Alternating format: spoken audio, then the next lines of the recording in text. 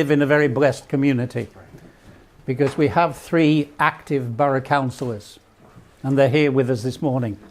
2 young men and Mike. Sorry, I thought I was back in the council chamber. I had 8 relatively happy years on Colchester Borough Council and 12 very happy years on Essex County Council and a couple of years as chairman of the parish council here. And local politicians, most of them, the vast majority of them, work very hard, and their sole reward is often a whole lot of stick from people who don't even begin to understand the restraints that are now imposed by central government usually on local government. But that wasn't what I came here to say. What I came here to say is what I came here to say was, there is a saying that travel broadens the mind. But like all truisms, it's only partly true. Because for some people, what travel does is it confirms all their existing prejudices. Unless you make an effort to understand and join a community when you go to somewhere else on this planet Earth, then you end up confirming your prejudices, confirming all your negatives. And to become part of a community, food is so central and is so important. Now, if I turn sideways, you would see that food is an important factor in my life. Being a working class lad, we always grumbled that we never had enough to eat. And I look back on those days with deep shame, because my father was a man, a real man. He came home every Friday night and he handed over an unopened pay packet. That's what real men did. Soft men, men who were not devoted to their families, made a few calls elsewhere on a Friday night and handed over deficient funds. So we never had a lot of money. And as I grew to understand things a little better, I was deeply ashamed at some of the things I said to my parents. They sent 4 of us to grammar school. And just the sheer cost of the uniforms, just the sheer cost of keeping us clean and tidy was something I did not appreciate. And I was able to say to my mother in old age, "Thank you, ma'am. Thank you for all that you did for me." So we don't always even understand our own culture because we have a restricted vision. Now, Her Majesty the Queen has enabled myself, my wife and our children to travel the world. We started off in the late 1960s in Zambia, newly independent Zambia, which had just changed from Northern Rhodesia to Zambia. Rhodesia, Zimbabwe, was still there. It was the time of UDR, Unilateral Declaration of Independence, Ian Smith and all that. And we began to be introduced to other cultures. Now, people who look different from you, people who behave differently from you, people who speak differently from you, can either be a joy or they can be a challenge. And we took the attitude that this was going to be a joy. So we learned so much from our first posting in Africa. Our second posting, we went to Addis Ababa. Now I'm going to talk about food. Now, the basic diet in Ethiopia, the Ethiopian Empire as it then was, Haile Selassie was still on the throne. And the first night I was in Addis Ababa, we'd had a long flight and I couldn't sleep. We were in the Imperial Gion Hotel and I went walking in the garden and suddenly I felt an eminence, a presence. I just felt there was something different. And I turned and I saw this little man walking towards me, quite a small fella with a crowd of people around him. It was His Imperial Majesty Haile Selassie, self-proclaimed King of Kings, Lord of Lords, Lion of the tribe of Judah. And there he was, Rastafari, from where the Rastafarians take their name. That was his name before he became king. And I felt his presence. But we had the joy of getting to know some missionary folk in that lovely city. And all the Ethiopians in the congregation used to say, "Oh, Mr. McCoyd, he speaks beautiful Amharic." He spoke the language better than they did. And they used to love what he had to say to them. But John was from Northern Ireland, John and Valerie, and John's old elderly mother was out on a visit. So we went out to a restaurant for a meal. And unlike normally where you eat from a central pot and you all break the bread and dip it in and eat it, this was very respectable. We all had our injera, our bread, on a side plate. Now, do you remember those old PE mats when we were at school? You remember those peculiar coloured injera looked just like that? And suddenly John turned to his mother and he said, "Ma'am, where's your injera?" And she said, "Me what, John?" He said, "Where's your injera?" "Me what?" "Your bread." She thought it was a serviette and she'd put it on her knee. Now, injera bread, Ethiopian bread, is an acquired taste.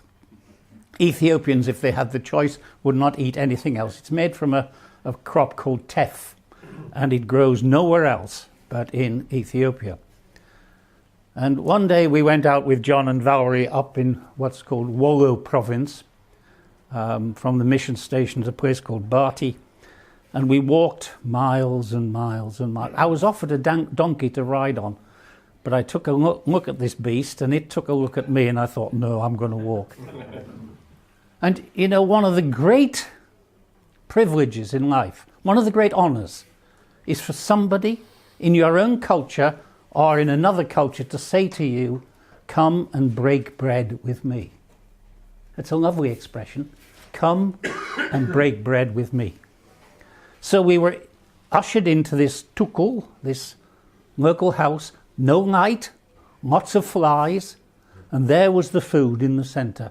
And we all reached into the same bowl using the right hand.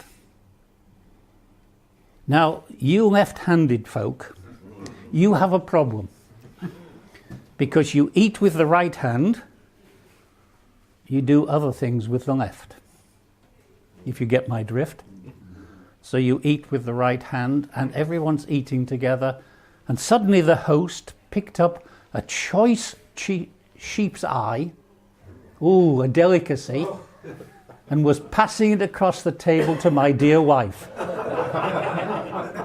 Now, not only is it an honour to eat in someone's house, but it's a deep honour to be fed by the host, who obviously gets the impression you're not tucking in as hard as you might. And I don't know how she extricated herself from that situation. But as we rose to go, absolutely about as stuffed as we are this morning, we got to the door and the man suddenly said, "Oh, here is my brother. He wants you to go to his house to have a meal." And we all went, So you get to know people in that culture through their food. And that was our introduction to that lovely country where we were for a couple of years. It was supposed to be 3. But the students decided to overthrow the emperor, and his imperial majesty was overthrown. The university was closed, so the British Council, who were paying me shed loads of money to be there, decided that after 2.5 years of drinking coffee, that perhaps they could be spending their money in a better way. So we came off home. So come with me from that lovely city of Addis Ababa to another lovely city in the world. We faced a choice. We could have gone to Istanbul. I was offered a headship in Istanbul in an apartment, living in an apartment, or to go to Kathmandu as a housemaster and head of science. So a wiser head than mine, you get my drift, decided that we were going to Kathmandu. So we went to Kathmandu, the mysteries of Nepal. We're talking about 1976, so it's a long time ago. And within 8 or 9 months, the headmaster was declared persona non grata, was told go away, and I was given the headship. But one of my great sorrows was, as I looked at the school, and we make so many cultural mistakes. The school had been designed by a Westerner, and the boys all ate their food with a spoon and a fork.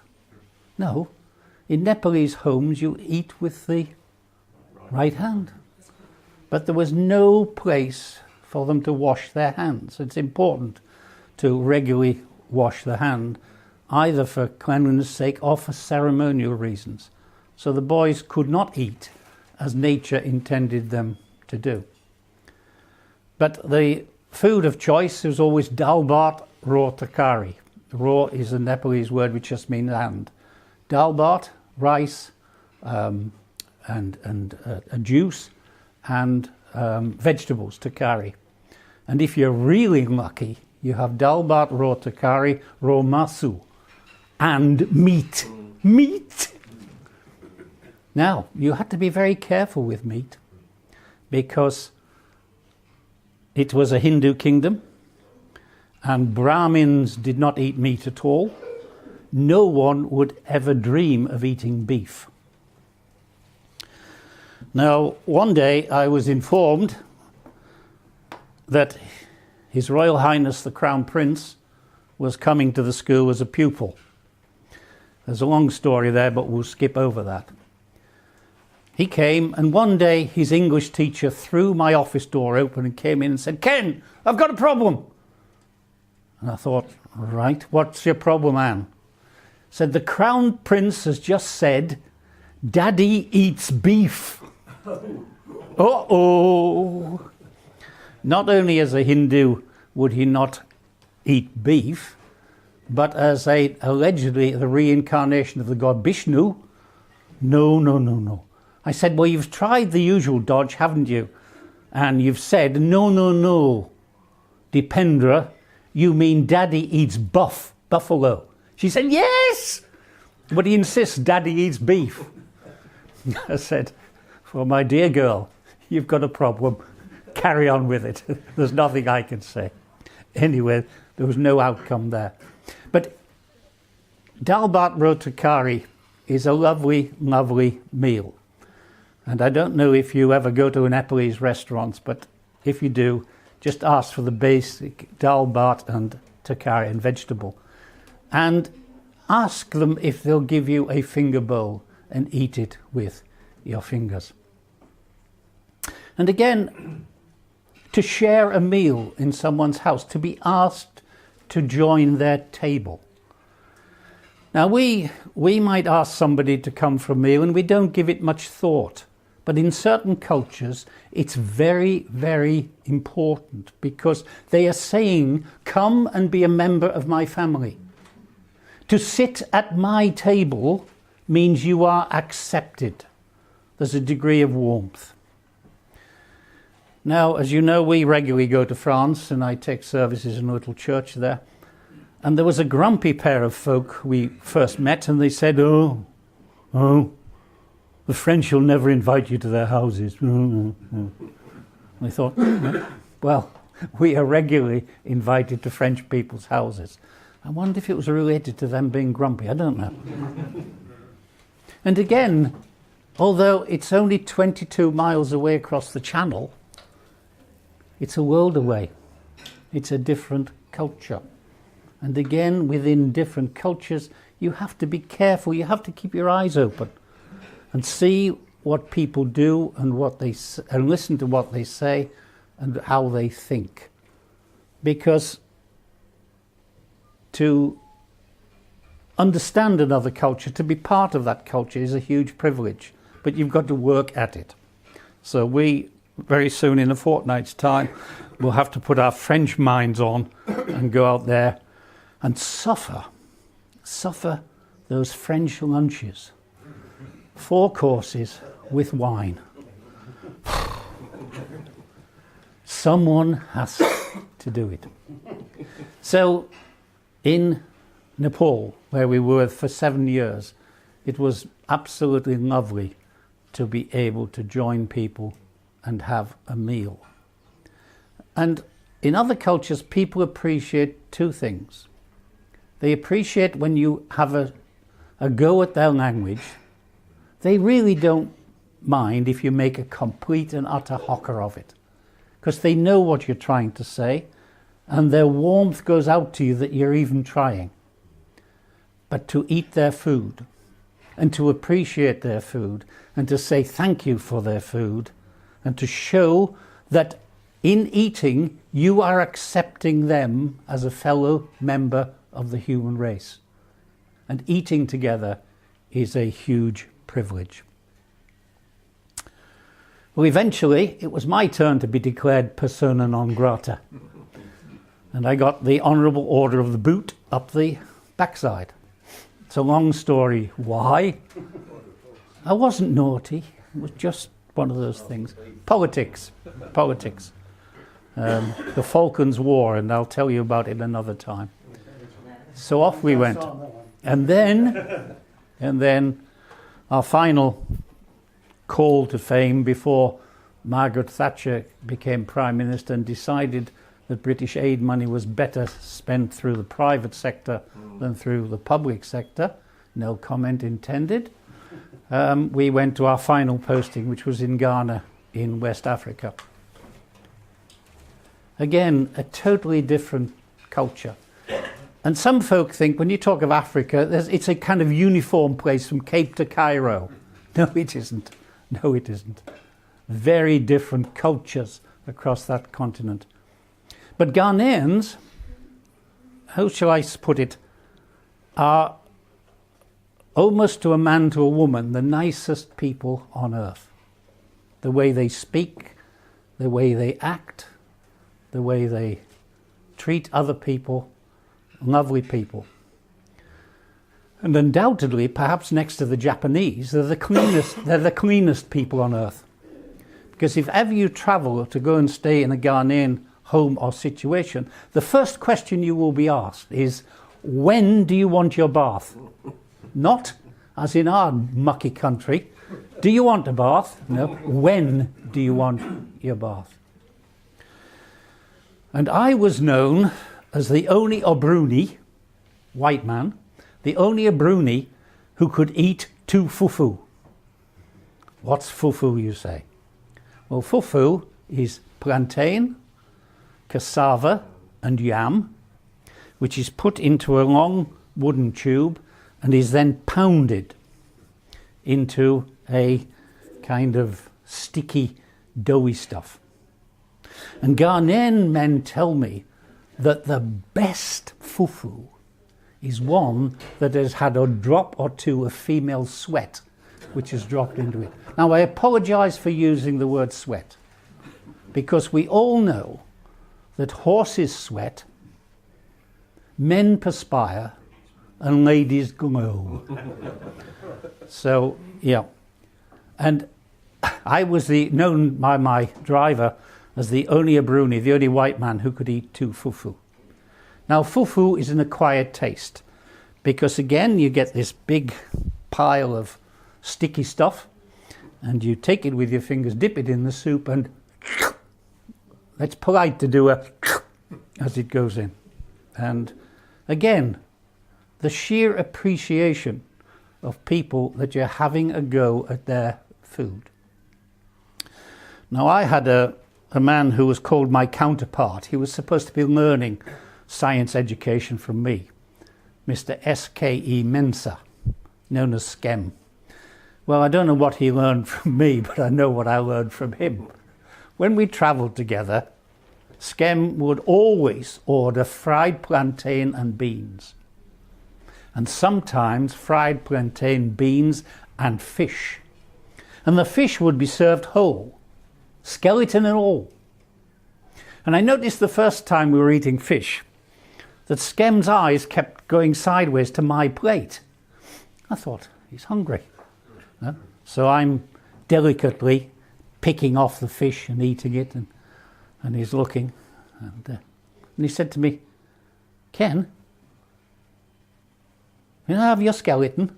And I realised why so many Ghanaians have beautiful teeth, because they love their calcium. And so the fish skeleton was consumed as well.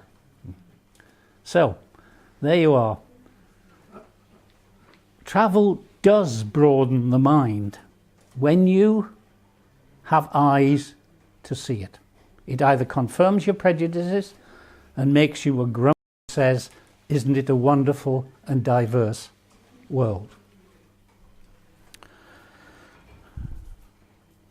As a youngster at 15, I came to know Jesus Christ as my Saviour, and that has, I was going to say coloured my life, that has influenced my life ever since. And in the New Testament, Paul, the Apostle Paul, the Corinthian church wrote to him and asked him some questions. And one of the questions was, should we eat food offered to idols? And you say immediately, how very 21st century. Right. Now, I would always say the Bible is a 21st century book, because it actually deals with all the issues that affect humankind, and they don't change. But what they were saying was, should we do this? And Paul's answer was, way aye, man. If it's good food, have a go at it, eat it. However, like so many things in the Bible, there was a huge but. But. Think. And Paul said to these Corinthian believers, think. There are people in your congregation, that's the word I'm looking for. There are people in your congregation who used to worship these idols, and your eating food offered to them is upsetting to them. So be sensitive. Be sensitive. And Christ demands that all of us, if we profess to be Christian, to be sensitive to one another. I would never hesitate to have a glass of wine for lunch. Never hesitate. But there are people amongst us for whom alcohol and drink used to be a problem. And, if they permit themselves, still is a problem. And therefore, we are called upon to be sensitive to one another. Now, the Christian faith in our modern day quite often gets a bad press, because occasionally Christian folk express opinions, usually badly expressed, which seem to be anti-people. But the Christian faith teaches us to be conscious of each other, just as Jesus was conscious of others, was conscious of their weaknesses, was conscious of their needs, was conscious of the solution to their needs. So we are called upon to be sensitive to one another. Because the Christian gospel teaches that the message of Christ, is for everyone. So if it's for everyone, and the Lord said when Peter said, you are the Christ, the Son of the living God, Matthew chapter 16, Jesus said, on this rock, the rock of your admission, I will build my church. But think of the consequences of that. All kinds of people are welcome and members of the church. People that you would not naturally be a friend to. So being a Christian is a tough job, because our churches must have people who are unlike us, and therefore we are called upon to be sensitive, called upon to think and care deeply about other people. And that is the message of our Lord Jesus Christ. Now I'll begin to wrap up, because some have said that I've been punctured with a gramophone needle and could talk forever. Most unkind. I can't imagine who that might have been. But we need, in the 21st century, to take the Christian gospel just as seriously as they did in the first. In the first century there were problems which could largely be overcome when people came to Christ and then saw other people through different eyes. And do we desperately need, in the 21st century, to begin to see other people through different eyes, other than our natural ones which say, you're different from me, go away, stay out of my way, stay out of my life. And so all I'm saying is, let's just think about this. Have each one of us come to that place of individual faith? Because if we have, the life of challenge then begins. It then begins to consider other people equal to ourselves. Now that's not just a doctrinal statement, it's a terrifying challenge. And I go to bed every night knowing that at some time during that day I have treated another human being either badly by what I've said or what I've thought or what I've done. And I have to say, sorry. Sorry. So that is the wonder of the Christian gospel, which I took with me around the world. Now, just briefly in wrapping up, subsequently, since retirement, we have been very blessed. I had 6 months in Guyana as a volunteer. And where's Guyana, you'd say? Well, it's the only English-speaking nation in South America on the north coast. And then my wife and I had 2 years in Papua New Guinea. Again, very different cultures. Papua New Guinea is a very violent society, a very difficult society, a society that is being manipulated by the power of money, the power of the oil giants who are wanting to steal, as they always have, rapacious around the world, steal their valuable goods, etc., their valuable minerals, and are setting people against people. But again, it's been a huge privilege, because every time we have gone to another culture, we've gone to another country, we have known that we were not alone, because the Saviour always goes with us. And may God bless you all as you go back to your communities. And once again, I just want to thank our 3 borough councillors. They're busy people, and the demands grow greater every day as the money grows tighter. Yes. And thank you, gentlemen, for being with us this morning and for giving the community so much of your time. So many local politicians, and you may not believe it, you may scoff, you may think I'm having a lark. They actually live sacrificially in terms of their time, in terms of their effort, in terms of what they might otherwise do in making more money in their jobs, because they're devoting it to the community. And I want to thank everybody here who seeks to do something positive for their community. Instead of grumbling, we actually get off our backsides and do something in our communities. And that's why communities like Rowhedge exist and are such lovely places to live. Thank you, Simon. Thank you, Ken.